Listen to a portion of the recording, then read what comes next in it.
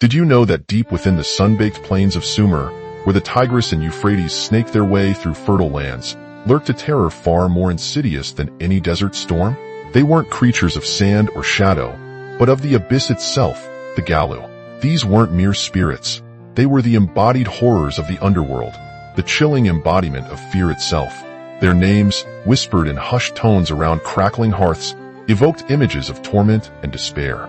The Gallu weren't just demons. They were the keepers of the gate, the relentless hounds of the dead, and the shapers of nightmares. Imagine, if you will, a realm beneath the earth, a land of perpetual twilight where the sun's rays never dared to penetrate. There, in the echoing gloom, the Gallu resided. Their forms were a macabre tapestry woven from shadows, their features contorted in eternal agony. Some were monstrous hybrids, with the bodies of serpents and the heads of wolves, their eyes burning with an infernal fire. Others took on the grotesque forms of fallen gods, their once divine features now contorted by malice and despair.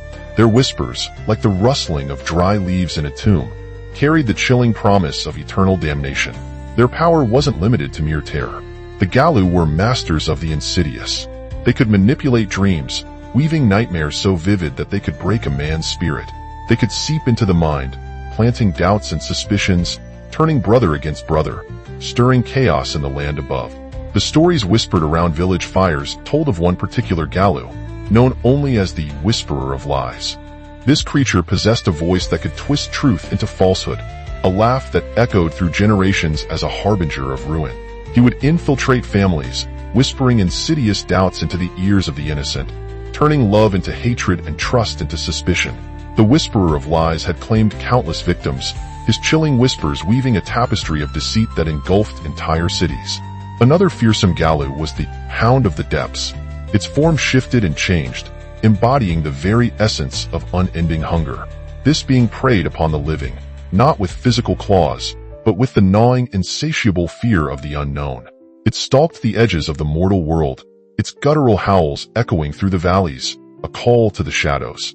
Anyone who felt its icy breath knew that the brink of madness and despair was dangerously close. But these weren't simply malevolent entities. The Gallu served the rulers of the underworld, enforcing their decrees and exacting their vengeance. They were the enforcers of the karmic balance, the guardians of the veil that separated the living from the dead. And sometimes, their actions, though terrible, were justified. Legend tells of a time when a great drought gripped the land. The rivers dried up, the crops withered, and famine threatened to consume the people.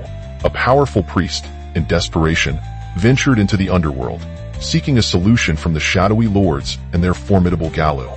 The Gallu, tasked with ensuring the balance, punished the people for their arrogance, their disregard for the natural cycle. Their actions, though terrifying, brought about a reckoning, forcing the people to confront their transgressions and return to a more harmonious relationship with the earth. The Gallu were a constant threat, a reminder of the darkness that lurked beneath the surface of existence. They were the embodiment of the unknown, the terrors of the unfathomable. Their stories served as a cautionary tale, a stark reminder of the consequences of transgression and the importance of respecting the forces that lie beyond human comprehension. And so, the fear of the Gallu echoed through the ages, a testament to the terrifying power of the underworld, a power that both plagued and